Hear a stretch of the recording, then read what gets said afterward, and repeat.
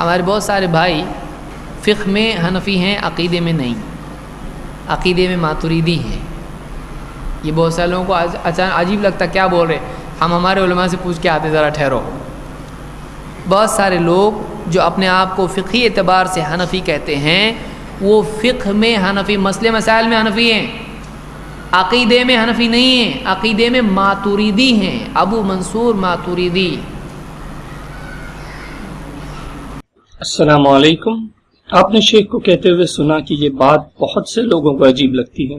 اکثر عوام یہ مسئلے مسائل کی باتیں سے ناواقف ہوتی ہے تو ان کو یہ بات عجیب لگنی بھی چاہیے، اور جس طرح سے آپ اس کو پیش کرتے ہیں واقعتاً یہ بات عجیب لگنی چاہیے۔ خیر، ہم یہ بتانا چاہتے ہیں کہ ابو زید ضمیر صاحب، اگر آپ نے کسی عالم سے یا جانکار شخص سے یہ بات کہی ہوتی تو انہیں آپ عجیب لگتے۔ اب جواب ملاحظہ فرمائیں۔ ذرا سمجھے، بات سمجھ لیں۔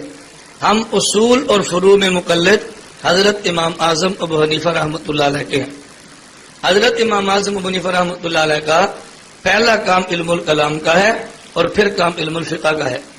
الفقہ الاکبر علم الکلام میں ہے، جو امام ابو حنیفہ رحمۃ اللہ علیہ کی اپنی تصنیف ہے۔ تو علم الکلام میں کام پہلے کیا ہے، علم الفقہ میں کام بعد میں کیا ہے۔ یہ جو ہمارے یہاں معروف ہے، ہم ابو منصور ماتریدی اور یہ ان کے جو ابو الحسن اشعری کے مقلد ہیں، اس کا مطلب کیا ہے؟ اس کا مطلب یہ نہیں ہے ہم عقائد میں ان کی تقلید کرتے ہیں۔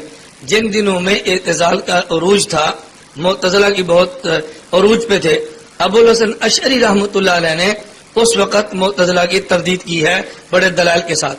تو ہم ابو الحسن اشعری اور ابو منصور ماتریدی، ان کا جو باہمی اختلاف ہے یہ نزاع لفظی ہے، نزاع حقیقی نہیں ہے، اور 30 یا 33 مسائل میں ٹوٹل اختلاف ہے، زیادہ ان کا مسائل اختلاف بھی نہیں ہے۔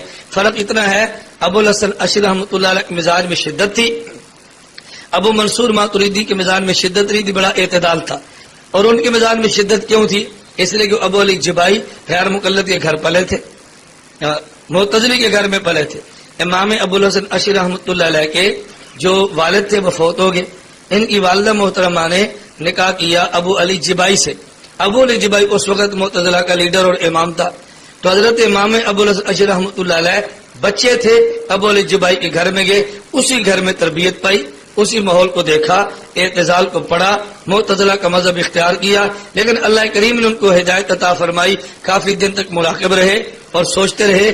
بالآخر اللہ نے ان پہ مسلک اہل سنت والجماعت کا شرح صدر فرما دیا۔ تو مسجد میں اعلان کیا بھئی آج کے بعد میں اعتزال سے توبہ کرتا ہوں، مسلک اہل سنت والجماعت کا قبول کرنے کا اعلان کرتا ہوں۔ پھر مسلک اہل سنت والجماعت کا دفاع کیا۔ تو چونکہ جس گھر میں پلے تھے وہ معتزلی تھے، جو ماحول دیکھا وہ اعتزال کا تھا اور شدت معتزلہ کی تھی، اس کے مد مقابل اس ماحول میں کام کرے تو مزاج میں شدت آئی جاتی ہے نا، اس لیے ان کے مزاج میں شدت تھی۔ اور ابو منصور ماتریدی کا ماحول یہ نہیں تھا، اس لیے ان کے مزاج کے اندر شدت نہیں تھی، نہایت مزاج کے اندر اعتدال تھا۔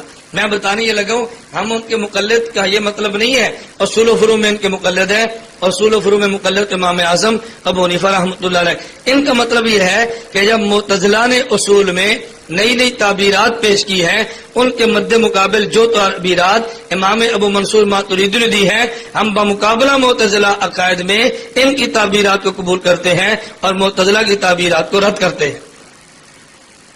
ان کی تقلید بمقابلہ امام اعظم ابو حنیفہ نہیں ہے، ان کی تقلید بمقابلہ معتزلہ ہے کہ عقائد میں کچھ تعبیرات معتزلہ کی ہیں اور کچھ تعبیرات ان کی ہیں۔ ہم ان کی تعبیرات کو لیتے ہیں اور معتزلہ کی تعبیرات کو رد کرتے ہیں۔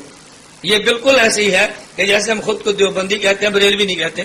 اب اس کا معنی یہ نہیں ہے ہم علماء دیوبند کے مقلد ہیں اور امام ابو حنیفہ کے مقلد نہیں ہیں، بلکہ جب اہل بدعت نے نئی نئی بدعات رواج دی ہیں اور فقہ حنفی کو توڑ موڑ کے پیش کیا ہے، ہم نے اس وقت کہا بھئی ان مسائل میں جو تشریحات اور توضیحات علماء دیوبند کی ہیں ہم وہ مانتے ہیں، جو علماء بریلوی کی ہم وہ نہیں مانتے۔ تو یہ بمقابلہ بریلوی علماء ہے، بمقابلہ امام اعظم ابو حنیفہ نہیں ہے۔ اسی طرح امام ابو منصور ماتریدی، امام ابو الحسن اشعری رحمہ اللہ، ہم جو ان کی بات مانتے ہیں وہ بمقابلہ امام اعظم نہیں، بلکہ بمقابلہ معتزلہ کے ہیں۔